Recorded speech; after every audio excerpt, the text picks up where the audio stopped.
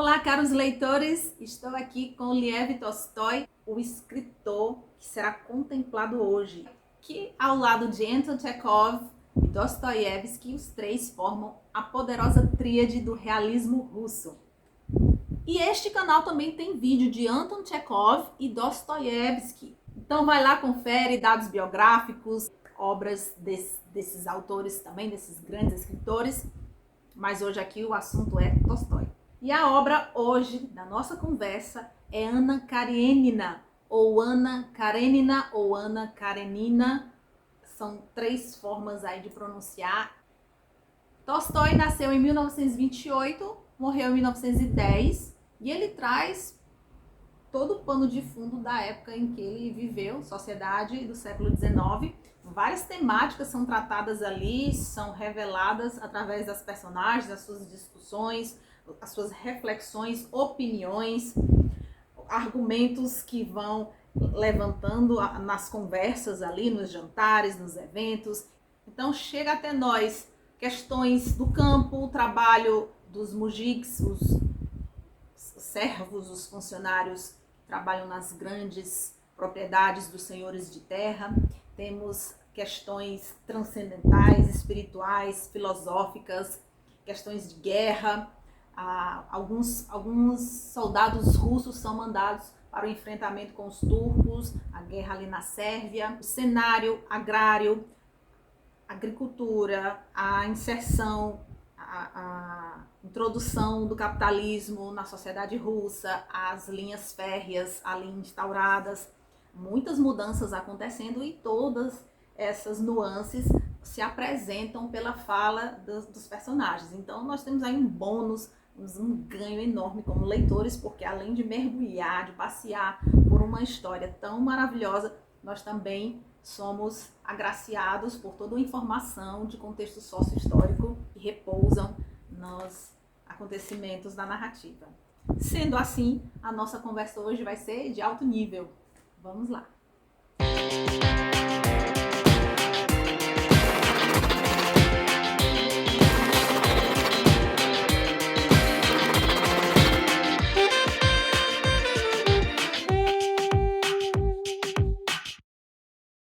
Eu adquiri a obra via Kindle. Eu tenho duas traduções aqui. Eu tenho a tradução de Rubens Figueiredo e a tradução de Vasco Valdez. Rubens Figueiredo pela Companhia das Letras, 2017, e Vasco Valdez, 2020, editora Mimética. No Valdez, nós temos aí 924 páginas, enquanto que em Rubens Figueiredo temos 808 páginas, mas acredite em mim, você vai amar essa leitura, você vai passar dias com Tolstói e vai ser muito bom esse passeio aí de mãos dadas com ele. Eu quero ler para vocês a frase de abertura da história, que abre a narrativa.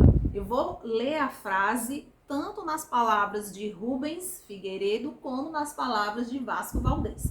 E você vai perceber que há uma diferença realmente bem significativa aqui. Vasco Valdez, ele abre a história dessa forma: todos os gêneros de felicidade se parecem, mas cada desgraça tem o seu caráter peculiar. Já com Rubens Figueiredo nós temos: todas as famílias se parecem, cada família infeliz é infeliz à sua maneira. Então você escolhe qual das versões mais lhe agrada. Para você que trabalha com tradução, né, técnicas de tradução, tudo que envolve esse processo, aí é a dica para que você possa fazer a verificação, a investigação entre uma tradução e outra, sendo você um escritor e gosta de ver a mesma obra sendo contada em diferentes visões, diferentes formas. E você que é linguista, fica aí o convite irresistível para fazer essa investigação das diferentes traduções. E eu tô aqui com Rubens Figueiredo, foi a tradução que eu escolhi, a versão que eu escolhi, achei muito fluida, muito leve, e fui por aqui, mesmo gostando tanto de algumas falas de Valdez, a forma como ele elabora algumas sentenças, achei muito polido, muito elegante o estilo dele, mas nesse primeiro momento aqui Rubens Figueiredo foi a opção. Então vou começar aqui falando o resumo da história, a resenha, compartilhando aqui, conversando com você, caro leitor. E veja bem, é muito interessante você pegar essa obra e ver o nome, o título, né? Anna Karenina. Então você espera que a obra retrate a vida de uma mulher, que fale dessa pessoa aqui em destaque.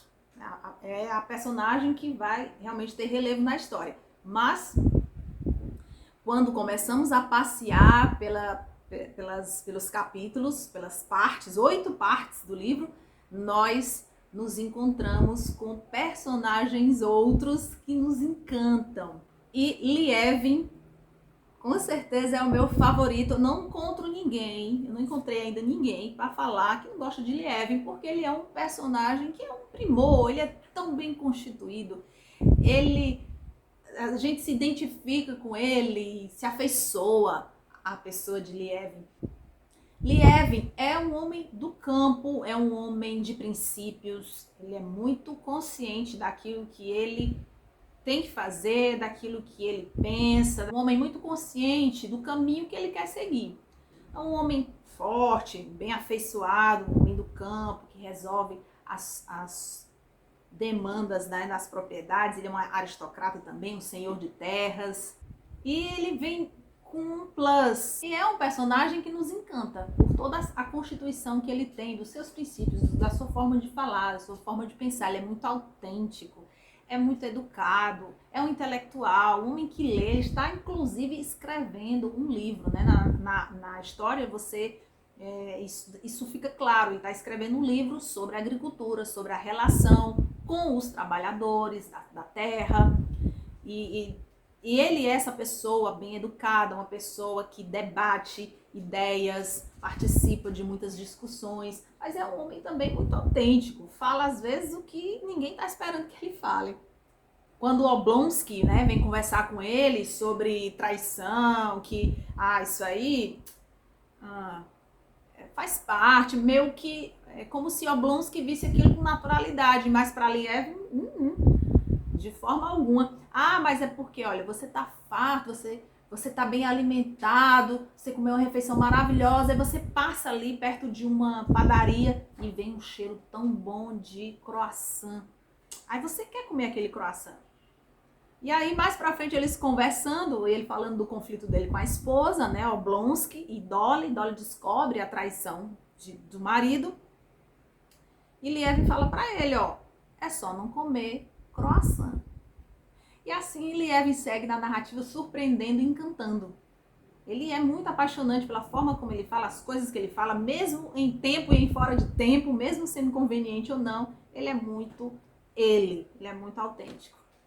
Então, assim que eu comecei a ler a história, as primeiras aparições de Lievin foi quando ele estava indo ao encontro da Kiri. E eu percebi, assim, uma harmonia entre eles, um sentimento profundo, mas ao mesmo tempo leve, puro. Existia isso, acho que essa é a palavra, uma pureza entre os dois, aquela troca de olhar, um sorriso ali bem quase imperceptível. E eu senti que a Kiri tinha amor por Lievin e a recíproca também verdadeira. Ele tem um sentimento assim de amor por Kiri. Mas a gente percebe que a personagem, ela fala outra coisa. Ela diz que não ama o Lievin, mas os pensamentos dela, através do fluxo de consciência, porque Tolstói, ele assume essa roupagem, né, de narrador, que é onisciente, ele mergulha pelo fluxo de consciência na mente dos personagens, e nós vemos ali as impressões, as dúvidas, os conflitos, os sentimentos, as opiniões. Nós entramos no mundo de cada um dos personagens, e quando Kiri entra realmente nesse momento dela, esse diálogo com ela, nessas reflexões sobre as suas decisões, nós vemos ali notadamente um amor por esse rapaz, pelo Lievin. Mas a mãe da Kiri quer que ela case com o Vronsky, que é um militar rico, herdeiro de muitas terras. Ele também sabe pintar, ele também compete, né, em corridas de cavalo. Inclusive uma das cenas mais interessantes que eu acho, mais bem escritas que eu considero, essa corrida de cavalo. Parece que você tá naquele momento, naquele movimento, em toda aquela dinâmica da competição, você está ali junto com os competidores, junto com a plateia, naquele movimento, naquela tensão, naquela expectativa da chegada final. Uma cena realmente de excelência em sua escrita, né? A gente está falando, afinal de contas, de Tolstói. E mesmo com as repetições de palavras, ele não recorre muitas vezes a sinônimos, ele vai repetindo ali o mesmo termo, mas Tolstói pode, né? E fica assim absurdamente maravilhoso o livro e toda a sua narrativa. Então, Vronsky é esse cara, ele é militar, ele é rico, é herdeiro de terras, ele também pinta quadros, ele é bom com as artes, depois ele volta para o campo e também dirige todas as negociações financeiras, as demandas do campo. Ele responde a tudo isso de uma forma assim primorosa, com maestria. Eu não chego a acreditar muito que ele é isso tudo, não consigo, realmente, desde a primeira vez que ele aparece ali na história, eu já não confio nele e não acho ele assim, essa coisa toda. Apesar de Tolstói falar tudo isso a respeito dele, mas... Bom, nós temos aqui desse lado, então, Anna Karenina, que é uma mulher casada e ela tem um filho, ela é casada com um alto funcionário do governo, então ela tem estabilidade financeira, ela tem tranquilidade, ela tem acesso a todos os eventos sociais da aristocracia. Todos os personagens principais aqui são todos aristocratas e ela tem todas essas vivências de bailes, de teatro e conversas e jantares com todas essas pessoas, e ela deixa tudo isso. Ela deixa o marido, ela deixa o filho quando ela conhece Vronsky, né? A Kitty, embora tenha esse amor bem profundo e bem ali no recôndito por Liev, ela vai seguindo a orientação da mãe. E a mãe fala sobre o casamento dela com Vronsky e coloca ali Vronsky num patamar assim mais elevado, ele cabe direitinho nas expectativas dela, mãe. Então, para ela, ele é o genro perfeito, ele é o adequado, ele tem todos os requisitos sociais, econômicos. E a moça muito novinha, né, a Kitty, ela vai ali na passada da mãe dela. Liev pede Kitty em casamento, nesse mesmo contexto aí do Vronsky, e ela diz que não é possível. Ele se afasta, vai para o campo, e ela se apaixona pelo Vronsky, tem aquele vislumbre por ele, e vai no baile, e ela tem aquela expectativa de que vai ser pedida em casamento neste baile. E ela convida a Anna, faz questão que Anna vá com ela para esse baile, e quando ela menos percebe, estão ali Anna e Vronsky apaixonados, porque Vronsky, quando ele põe os olhos em cima de Anna, é imediata, o sentimento arrebatador é imediato, ele se apaixona por aquela mulher, ela é belíssima, o narrador deixa isso muito claro para nós, leitores, ela é linda, assombrosamente linda, Anna, muito desenvolta, muito simpática, muito graciosa. Então, eles dois se apaixonam ali àquele momento e ficam dançando, e ele todo se desdobrando em amores por Anna, e acaba que ela abre mão do casamento, do filho, o marido tenta segurar, tenta de todas as maneiras manter realmente o matrimônio, a vida que eles tinham, mas chegou um ponto que ela realmente quer assumir o amante e ele dá o divórcio. Olha, tá aqui o divórcio, tá aqui o filho, e ela dá de ombros e vai para o exterior com Vronsky. E quando ela quer esse divórcio e quer o filho, finalmente, depois de um tempo, Quem agora não quer é o marido.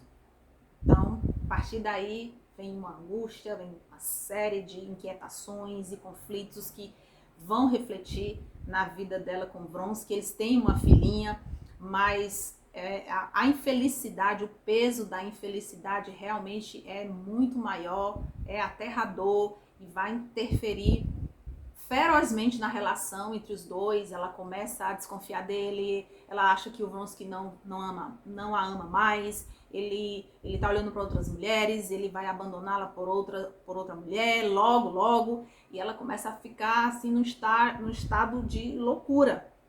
Na outra vertente da história, ali em paralelo, você vê Lievin numa outra progressão. Ele vai evoluindo emocionalmente, espiritualmente, e ele reencontra Kitty num jantar de família, e eles vão se reaproximando, e é uma cena muito linda também, muito graciosa. Ele pega um giz e começa a escrever ali em códigos para ela, pergunta se naquele dia que ele fez a proposta, né, de casar-se com ela, de tê-la como esposa, se aquela resposta naquele momento era definitiva, se era realmente não era possível de forma alguma, nem naquele momento, nem nunca.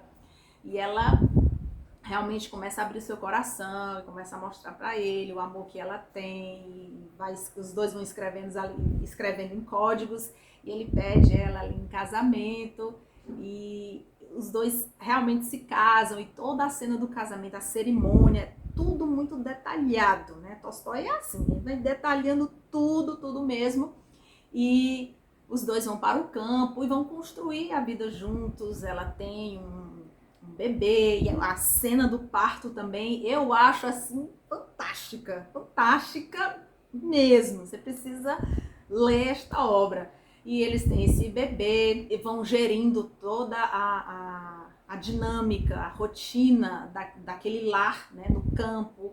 Ela recebe a irmã dela, a Dolly, que é casada com Oblonsky. Oblonsky é um cara assim, você não confia nele de jeito nenhum. Ele trai muito a esposa, ele é aquela pessoa, aquele homem alegre, festivo, mulherengo.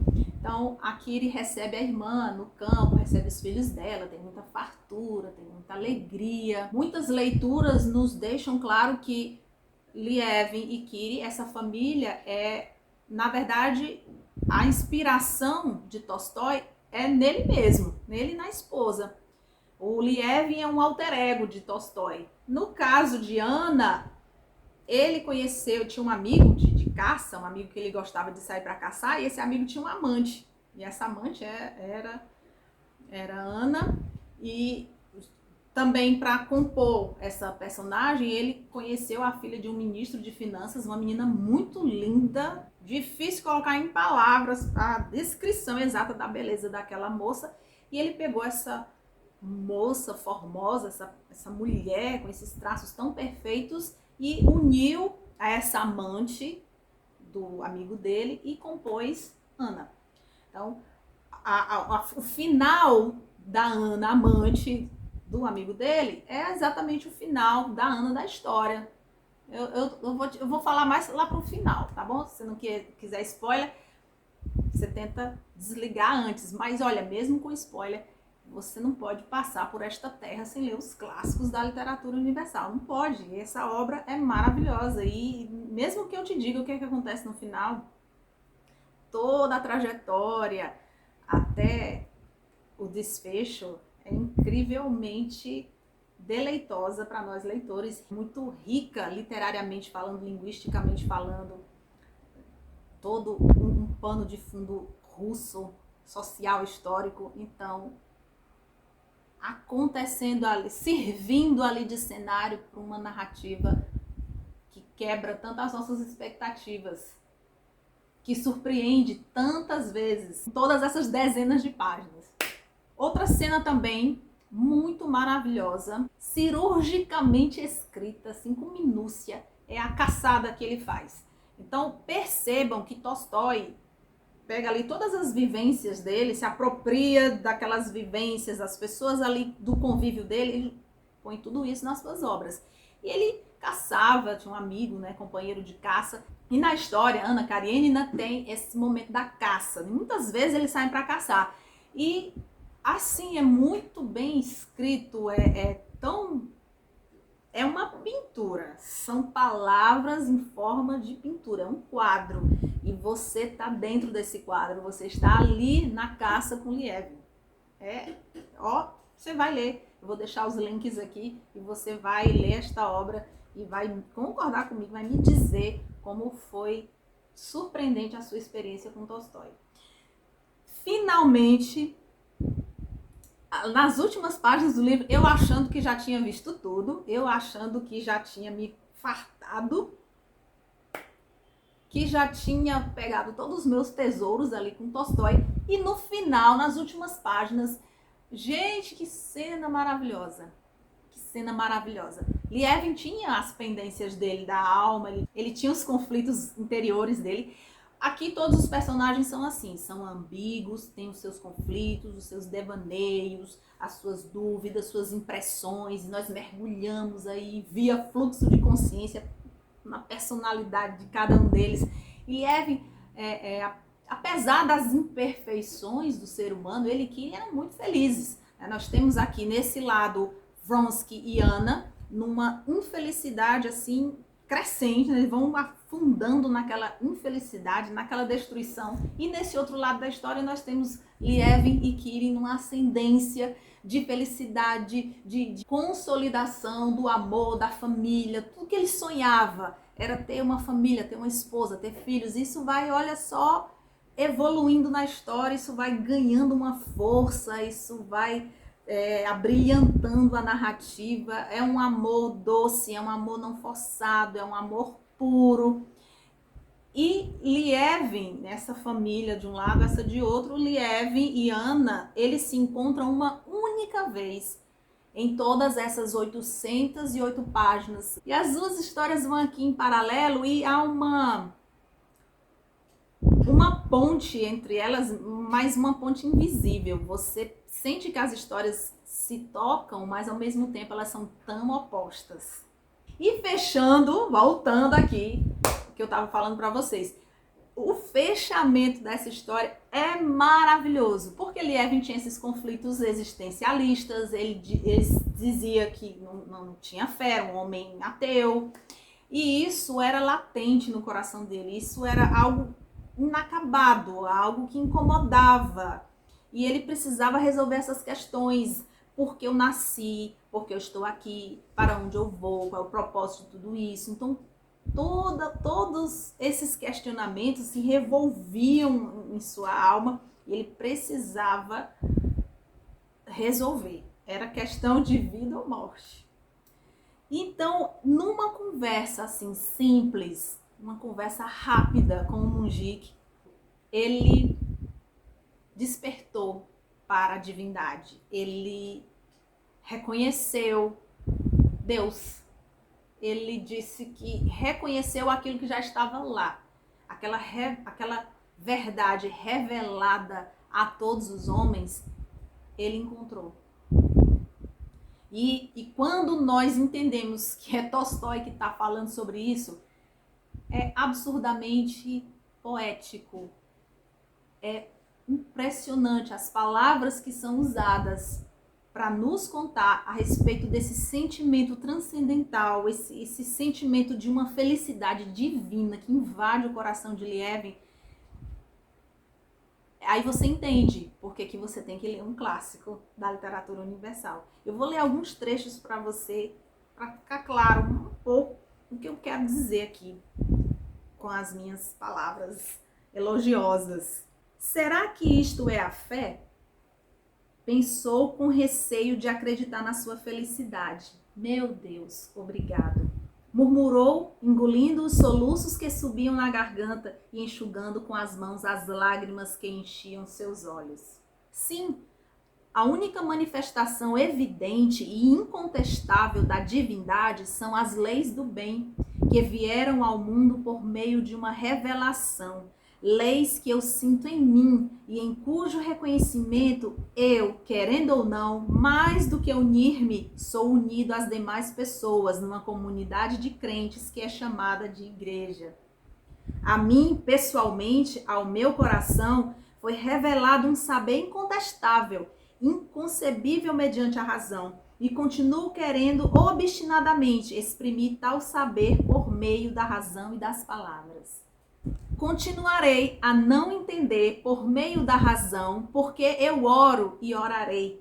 Mas minha vida, agora, toda a minha vida, a despeito de tudo que possa vir a me acontecer, e cada minuto seu, não só não será absurda, como era antes, como terá também o incontestável sentido do bem, que cabe a mim infundir a ela.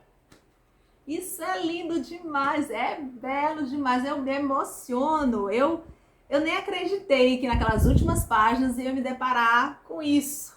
Uma poesia, uma inundação de pensamentos filosóficos, metafísicos, espirituais, humanos, uns se infundindo nos outros e completando ali, resolvendo os conflitos da alma de Lieven.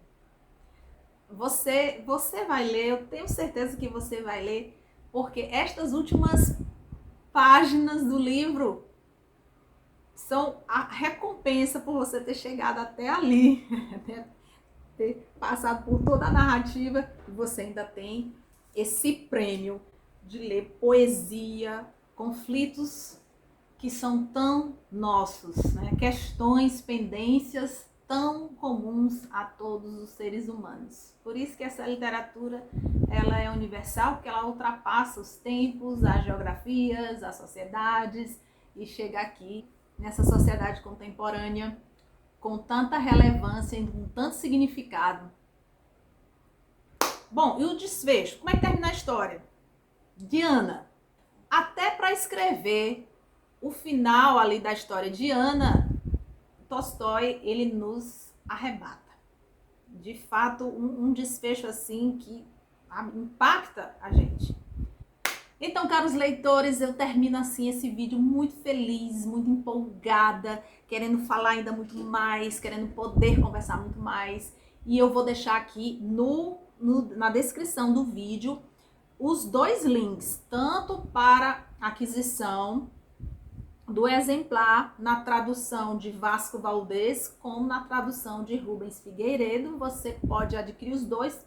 O preço tá assim, sem palavras, né? Tá acessível demais. E aí você vai lá, clica e analisa, assim, vê qual é o estilo que você vai gostar mais de ler, mais a obra. Você precisa ler Tolstói. É bom, vale muito pegar aí, deixar Tolstói nos conduzir nas suas narrativas, nas suas histórias. A gente passa dias aí com Tolstói, ele quase não larga a gente. Mas como é válido, como nos beneficiamos com essa leitura tão excelente.